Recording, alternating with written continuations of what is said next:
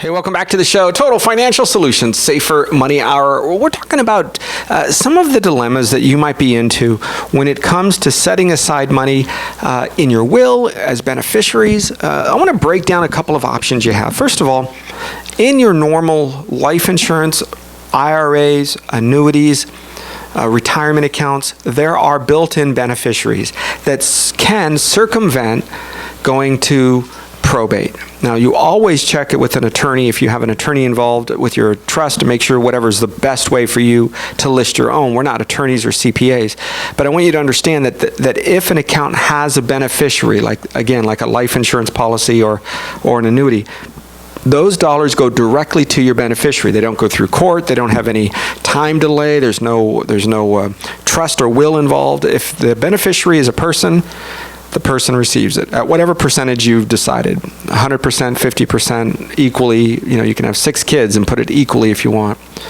Those dollars go directly to your beneficiaries. There is no involvement of a will or a trust. Now, why do you need to know that? Because some people will come to us and say, okay, just leave it blank. Well, okay, we'll leave it blank, whatever you want to do. If you want us to leave it blank, it goes to your estate. So you can create all sorts of confusion if you don't have a listed beneficiary. And if you think that you're going to make it equal, then you need to write it as such.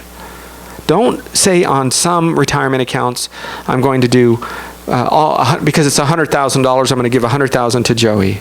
And then I have a life insurance policy, so I'm going to give $100,000 to Mary. If you do that, those are 2 different classifications of dollars. Each one of those dollars have a different tax conversation with the IRS. For example, life insurance goes tax-free. The annuity or the retirement account may be taxed. So you have to know, if I'm leaving dollars to my kids, what type of dollars am I leaving? Am I leaving 50% dollars, 80% dollars, or 100% dollars? So don't think they're the same. Now, when you're considering spouses, leaving money to your spouse, here's one of the things that we have seen. Jeff, many times, and it seems often with a lady, although I've seen it with guys as well, where she will have kids from a prior marriage. And she may be remarried, maybe 10, 15, 20 years, maybe longer. And she'll say, what I'm going to do is I'm going to leave those dollars from my retirement account to my kids. Okay. Now, if she is married in the state of California, she cannot do that without the husband's permission, because those dollars are considered community property. So the husband has to sign off and say, no problem, her kids can have this retirement account. I'm going to keep this over here. The house will be mine, or for example. Sure. And what we've seen is certainly that is one of the options. And frankly, you can do whatever you want. This is your money. But we found that when it comes to retirement accounts, at least under current law, spouses have some of the most favored provisions in the retirement world. And what I mean by this is, let's say spouse A passes away and spouse B is the beneficiary. That money can roll right over without any tax consequence. That person can basically step right into that retirement account and assume it as their own. All of the same rules apply. You don't have to make any real big decisions except, hey, I need to just put my name on this account. The challenge comes with some of these retirement accounts being left to non-spousal entities, or just basically anybody or anything else that you would leave it to outside of a spouse. And some rules come along with that. And I think the best thing you can do is to simplify your estate to whomever you want to give that to. And when we get real fancy and we start to put things, in different places and start getting trust involved, it can get very convoluted, and you don't realize sometimes you're making decisions for your beneficiaries by putting certain accounts into a trust or otherwise. So you really have to be careful with that. And I think the best thing to do is to have an estate planner or a trust attorney that's drawing all this up, all your final wishes, have them involved from the beginning. And it's an open conversation with your spouse. If your spouse is expecting to inherit some money and yet you've put your kids on as beneficiaries, yes, you need to have their permission. Now, here's where the rub comes into play.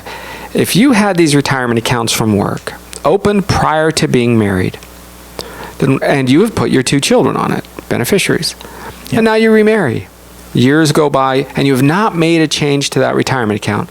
And you can add money to it, you can take money out, but you haven't made a change of where it's located, like you picked it up from one company and moved it to another. You can keep the beneficiaries, your children, and when we deal with it, your spouse doesn't have to sign anything because it's already there. Now, if you're going to move it, we have to have it signed. So you have to ask your attorney, your CPA, whoever's involved with you in this conversation, maybe your financial advisor, and say, hey, look, I have money that I've set aside for the last 25 years at my work, my 401k. I've been married for 10 years. Now, I don't want my spouse to know about those dollars, or I don't want him to know that I'm going to be leaving those to my kids. He thinks they're getting them. I'll let them fight about that after I die. Oh, my goodness, yeah. Have we not seen that? We have. How much money do you think, and whose money do you think is going to be spent for that fight? Probably yours. That's right. So go find a couple of attorneys and just give them money and buy them a new set of golf clubs and That's and right. a boat. Take them to lunch. Give them a check under the table and say, here's $10,000 because you're going to get it anyway. Or you can just have an open and honest conversation with your spouse. Those really take place openly about my money, your money, his money, her money, and our money. Because you have to have, in my opinion, an open conversation about when and where these dollars are going to be passed on to your kids. It's going to come out in the wash anyway, and it might happen in 5 years, 10 years, 20 years from now, but do you want someone to go the rest of their lives resenting you after you've passed? I mean, it's a pretty simple thing. It's difficult and it's for you, and it's easy for us to say and anybody else to say, but really this can be spelled out quite easily. And I think when people realize the power of, and what you brought up earlier, Arif, is life insurance, that coming into the conversation can be incredibly favorable to the person receiving it. And I think if people understand that as a whole, and it's all brought out into the open, maybe someone won't be so quick to say, oh yeah, I want those dollars that have never been taxed. Sure, I'll take that retirement account, or fight over something that is going to cause them a tax liability. And what we also have seen is, okay, the old accounts that I set up, I'm going to leave those to my kids or whatever have you. The new going forward, I'm going to put my husband or my wife on this new retirement account, but I'm also going to backfill that with life insurance. And Jeff, you've got a great point, because part of it is if the husband says, I understand you've worked for that house. I know it's a rental property. It's where you raised your kids when you were a single mom, but I'm still working and you're helping pay for that. So how about if we do this? I'll take out a life insurance policy. Your kids can keep the house.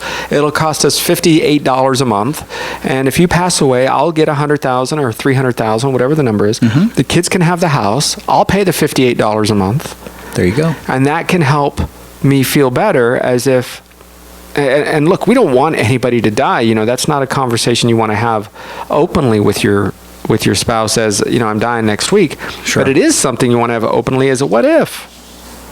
And so life insurance, as you mentioned, Jeff, can be something to fill that gap so that the kids can still have their childhood home and decide what they're going to do with that. Or if something was inherited from her side of the family and there's a little bit of animosity, or I've seen it where people have argued, they've gotten up and left. We had this just last week. People got up and said, you know what, we have to go talk about this. We have to basically argue outside of your presence, right, and figure out what we're going to do with it. Here they are dealing with the now in their financial life, but the thing that is ultimately inevitable, which is death, but maybe 20, 30, 40 years from now is what's causing a rift in that conversation now. And I think as much as, you know, we see it in our industry and we deal with this just about every day, it's part of, a beneficiary is part of just about every conversation we have with our clients. It's textbook to us, and, you know, we know the rules and we're emotionally removed from it. But when it comes to money, I think you almost have to do that, even if you're in your own trench. Step out for a minute and say, what would I want my family to do when I'm gone? How would I want them to interact with one another? You throw a whole bunch of money in there and just, you know, throw... It's like lighting it on fire, huh? Yeah, you might as well. It's like throwing meat into a pack of wolves and hoping that they all come out friends. It's just not going to happen. I don't care how close or closely knit they are, or how well they get along while you're alive. You watch what happens later. And if you spell it out, where you can become the bad guy, then I think it gives you an opportunity for them to look at it and say, okay, well, because there's a sense of compassion. Mom has passed away, dad has passed away. I don't want to hate them. All right, fine. This is their decision. And they will blame somebody or something, especially if they don't get what they think they should. But if you can have a conversation ahead of time with them and say, this is what you're going to receive. And if you have that spoiled brat, I have a friend right now, his kid is almost 30 years old and he's sleeping on his couch. He's moved out 3 or 4 times, completely doesn't do anything. The dad works all day, 18 hours some days, 15 hours some days. Wow. The son is still sitting on the couch. Dishes aren't done. He doesn't even have the respect to do his own laundry. My Folks, goodness. You screwed up. If you have a kid like that, you're the one that made the mistake years ago, because that child thinks that he can do that in your home. Yeah. You know, to put your feet up in somebody's house, the Arabic culture that I grew up with, kind of half. My dad is from Lebanon and my mom's from the States. But I grew up with the culture that said, you don't put your feet up in somebody's house. I know maybe metaphorically it doesn't transfer, but you didn't deserve to just relax in somebody else's home. Sure. It's not yours. You don't get a chance to open the refrigerator and take what you want unless you put in. Sure.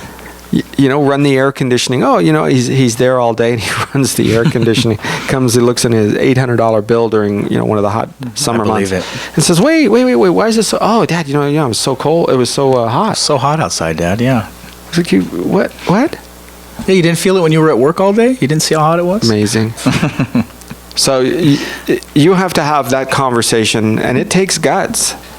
Especially because one spouse, and I'm going to say just usually the wife, is like, oh, but he's I feel so sorry for him, because she feels guilty. It's about guilt. You know that, right? Yeah. Somewhere, somehow, whether she left his dad at an early age, or she dropped him on his head, or looked at him funny when he was 4, there's a deep level of guilt that goes somewhere, and then you take guilt and then you put layers of stuff on top of that. And at the end, you never get down to the reason that you're willing to let somebody abuse you and your family's finances. So you're stuck. What do? You have to decide when you pass away, am I going to give that kid the same amount of money as the other child who works hard, gets up, went to school, sacrificed, drove an old car, right. Maybe married somebody and they lived in an apartment, and then eventually they have financial success, and one kid is still trying to blame his former employer that they laid him off because of Obamacare, or they laid him off because Bush this, and you're like, really, kid? You can't walk down Main Street here and not see help wanted signs. So there's reasons why people don't have jobs. There's reasons why they don't want to work. It's not because the jobs don't exist. Look at a newspaper. It's because, I want a job, but it's Monday through Friday, 9 to 5. I need Labor Day, Martin Luther King off. I need Sunday, I got to be off at this. Saturday, this. Oh, wait, now I got to pick up my kids. Oh, I have one first day of school. And those are all wonderful things, but you can't afford those. Your son or daughter has to work as much as they can. I worked 20 hours a day. 20 hours a day. Oh, Arif, that's not possible. I can show you my schedule. I found it recently. It was in a little, those things that the banks or credit unions give you, where you open it up and it's a calendar, written calendar. Had to work from 11 at night to 7:30, 8 o'clock in the morning, another job from 9 in the morning until 5 in the afternoon, and another job from 6 at night to 10 at night. And then I jammed over to the police station and was a policeman from 11 at night till 6, 7, 8 o'clock in the morning, whatever it was again. So there's times when you have to do what you have to do. And if your kids can't figure that out, when you add money to that, you will be creating an enormous problem. You might as well slowly give them cyanide or arsenic, right? Arsenic is a slow poison. Just give them arsenic every day when you feed them. Because if you're going to leave a kid who has a world of excuses following them around, then you will also have a child who will blow that money and hurt themselves. Something that's come up recently, and I think the concept has always been there, Arif, and I know you have a story that goes along with this, but it's using something called an incentive trust, which means basically this. You set up a legal structure, an entity, which is a living trust. You can make rules, you can change it, you can do anything you want to while you're alive, but when you pass away, it becomes irrevocable. And what that means is any money that you had inside, or basically the trust is a guideline for your estate. It's really a set of rules as to what your beneficiaries, your heirs, whoever's getting that money, can or cannot do with the money. And Arif, I know you want to tell this story. You tell it very well. A friend of yours set up, and I think he's kind of got the Warren Buffett mindset where we're in, and this is one of his great quotes, I want to leave money to my kids so that they can do anything, but not enough to where they will do nothing. And it's important because you bring up great points. Throwing money at a bad situation will exacerbate the problem and cause someone to spiral very quickly. So there's a couple of stopgaps you can put in there. Everybody has a pathway of success, failure, opportunities, decisions, crossroads. I cannot tell you how many times I've sat at a crossroad, choose to go right or left, forward, stop, back, right? All of us have that. Yep. And in your life, you're going to build those opportunities to say, now is the opportunity for my kids to make that decision. And what this friend of mine did, who's now quite wealthy, is he set it up to where there's an attorney, a trust company. There are companies that actually exist to do this. And he set it up so that company, every single year, the kids will come with their 1099s or W-2s, whatever job or business or career, whatever they have earned, they show it to the attorney. The attorney looks at it. So if one child earned $12,000, then she gets $12,000. If one made $200,000, guess what? She gets $200,000. But that's not fair. Tough luck. Tough luck. I saw that as an amazing thing. I thought, I don't have millions, but if I continue to grow and things go well, I may have enough to make sure my kids do the same thing. If one wants to be a lazy surf mom and make $3,000 a year, wonderful, man. Have a great life. You'll get $3,000 more. So what he did is he set it up so they would double their money. Fantastic. Wouldn't you want to not deplete the money? Well, I better get mine before my sister gets mine. So one of them, so I think that's a great idea. This way it encourages them to not sit around and wait on the, February 1st of every year, give me a check. Right? This is not welfare. Welfare was meant as a stopgap, a short term, get up off your feet, go to work. The most powerful thing a society can do, and this is painful, but is to not give their citizens something for doing nothing. Welfare, unemployment, food stamps, those are all wonderful things for a short time. It is not a lifestyle. The subsidy to live in an apartment for $310 a month so that you can get a Section 8 housing. Are you in school? In the afternoon, are you picking up trash around that apartment building? Are you volunteering at a daycare? Are you going to the park and cleaning up the trash? That's what you have to do. If you don't do that, if you think that giving your kids something for nothing is a good idea, you guys, it is not. 19 years, not 19 years of sitting around, but 19 years in this financial business, I have seen almost everything. We have many lotto winners as clients. We have many kids that were broke that inherited 6, sometimes 7 figures. Some did good things with it, some did bad. If you cannot manage $100, if your child disappears with $1,000 and comes back with $4, what do you think they will do with 10,000 or 100? What do you think?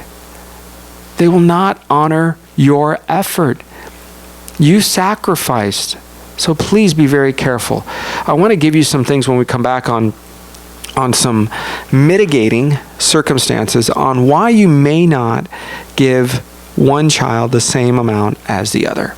There are actual and I think legitimate reasons to not give each of them equal. When we come back, I'm Arif Halaby along with Jeff Gerard. This is Total Financial Solutions Safer Money Hour. That's right. Every week at this time, help you get out of debt, manage your money, plan for your retirement. You got to do it in the right way on AM 1220. This is Total Financial Solutions Safer Money Hour, AM 1220 KHTS. Hey, welcome back to the show, Total Financial Solutions Safer Money Hour. All right, look, should you give different money to your kids based on their own personal success? Well, Well, let's get into that. I'm Arif Halaby, along with Jeff Gerard on Total Financial Solutions Safer Money Hour, AM 1220 KHTS. Look, by the way, you can go on to the App Store and Google Play. Download the KHTS app. It's free on your iPhones, Android devices, and you can listen to KHTS wherever you are. We have folks listening in Europe. In fact, we have a fan, if you guys remember, a young man who was on the show last week, or a couple of weeks ago, I guess. His name was Tarek from London. He's going to be giving us his updates on some songs that he likes. So stay tuned next week as we have a conversation with Tarek from London. That's exciting. Download. You can go to social media, follow us on Facebook. We've got a lot of things happening here, and it gives you a chance to comment on some of our questions that we ask you. If you have an answer, what do you do? Do you give each one of your kids the same amount of money, regardless of their personal success, their personal problems, their personal wealth, right? Decisions that they've made? So here are some things that I want you to pay attention to. The profession. I love it that people follow their heart in a profession. If you are an artist, or if you are somebody in which today, at this moment in time, you're just not financially rewarded like you would be in the past. If you were a teacher, you were a teacher to a homeschool, a king or a nobleman or woman would bring you into their home, and you would homeschool, if you will, their child. That was a very prestigious, very valuable. You would make a lot of money, generally speaking, and life would be very good. You were the educated one. Today, our teachers are not paid the same percentage as a whole. So if a child says, I want to grow up and become a teacher, well, look, first of all, educators, they get a couple of months off a year, somewhere around 3 months, depending on how you do the math, but they work long hours. Sometimes they're grading papers on their lunch hour. If you work at a computer company, you're probably not doing work on your lunch hour, but a lot of our educators have things to do early before they start and afterwards, but they do have amazing amounts of holidays and time off, but they are not compensated huge dollars. They're middle income. Our police and firemen, same kind of thing. They put their lives on the line every day. When you're a firefighter, what do? Well, you go towards the problem. You don't run away from it like everybody else is running out the back door. You're running in the front door. So financially, there are certain benefits, pensions that come with those types of professions. Now, if you have another child who is an entrepreneur, who's made it and lost it, and made it, lost it a couple of times, that's usually what it takes, by the way, is about the average is 2.2 times they have to fail before they can be successful. I know. You don't want your money being part of the failure if you're going to leave it to them. So what do? One has a profession that has created great wealth and then mistakes and ups and downs, and one has the slow and steady wins the race. They have a pension when they're ready to retire. Do you leave money to them the same? In my book, the jury's still out. I would never want to punish one of my kids that have been ambitious. When it comes to giving money, I wouldn't give them less just because I have to give more to help somebody that maybe was less ambitious or less capable.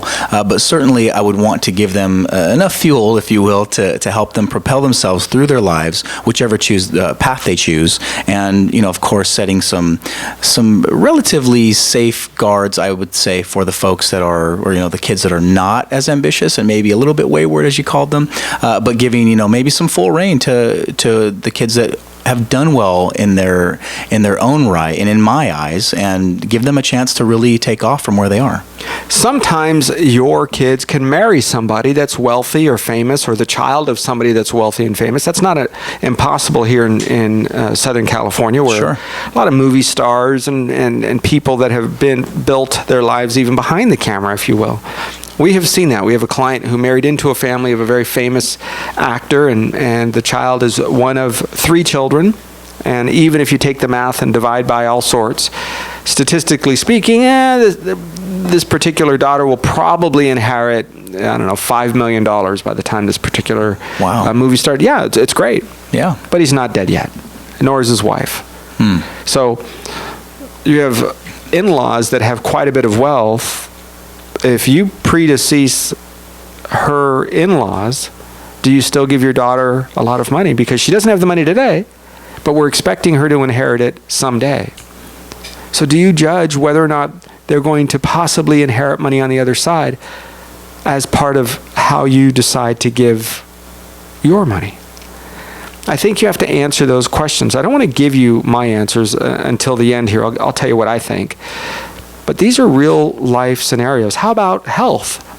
One child is very healthy, very strong, expected to live another 20 years beyond what is life expectancy, right? They're gonna bust the average, minus any bus being hit by a bus or something. Yeah. Or you have a sickly child, one who's always got something going on. Do you give money to one the same? How about this, Jeff? We have seen that if one of your kids has multiple children, 5 or 6 kids, and they're expecting to leave money, they're expecting to save money for their kids' college, and another one of your child has got a great profession, working hard, her husband is working hard, and so they are great, they're fine. They don't have 5 colleges to pay for in the next 25 years.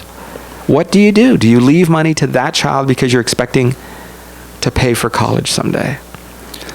Those are tough questions to answer, and I would say with me, as much as I don't like to use the word fair, I would do what's right and go with equality. I would most likely, at least with the information that I have today, most likely give across the board about the same.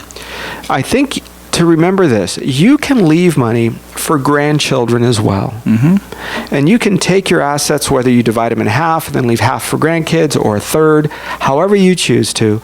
And if one particular child of yours did not choose to have as many children as the other, that's fine. The grandkids just get a much smaller portion.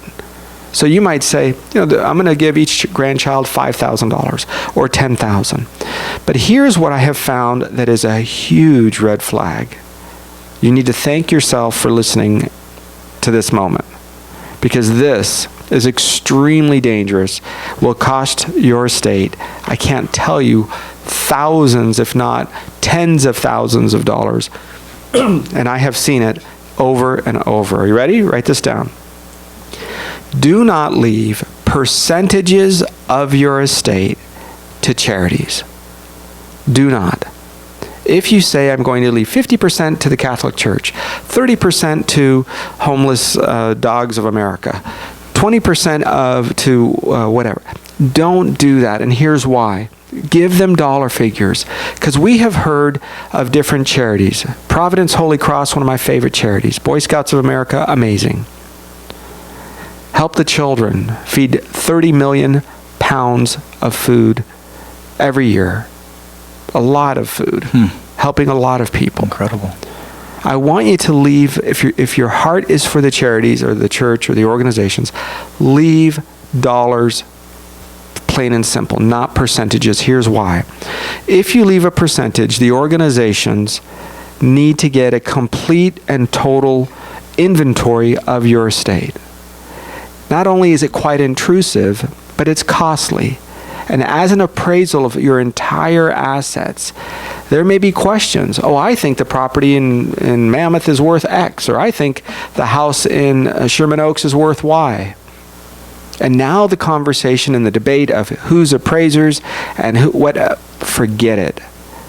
We have one particular case I'm thinking, I won't tell you what charity is holding it up, but that particular charity is held for 2 years now. Oh my goodness. Because there's a question of the value of the estate, because they're supposed to get a percentage of it, right? So keep the money in your estate. Give your kids, if you have children, fine, you can do it in percentages, but what I have seen is if you're going to leave it to a charity, make sure it's a dollar figure and not a percentage, because they will fight. Because 1 or 2% of $1 million or a $10 million estate can be a lot of money to that charity. And I think there are sophisticated tools out there enough now that you can have things separated. If you want to have a charity take on a part of your estate, you can leave certain parts behind without interfering with the rest that goes to your family. Remember this, your kids have grown up in a way in which they view money already done. Yeah. Whether you give them money or not, you will exacerbate their strengths and weaknesses. It's no different than a police officer becoming a sergeant, or a bully becoming a police officer, or a good guy becoming a police officer. Whatever happens in that story, they either can do more good or more bad. If you have a manager or district manager and the guy was a lousy clerk, but now they're a district manager, they can affect more people and they can be a bigger jerk or a more wonderful, helpful person. right? If you have a little power and you're a good guy, you can't do that many great things. But if you have a lot more power or money, you can do amazing things. I would do this. Have your kids, according to their past behavior, receive money as a percentage. Do not leave those dollars just equally. They don't deserve it. They didn't earn it. Thanks for listening. Arif, Halaby, Jeff Gerard on Total Financial Solutions Safer Money Hour.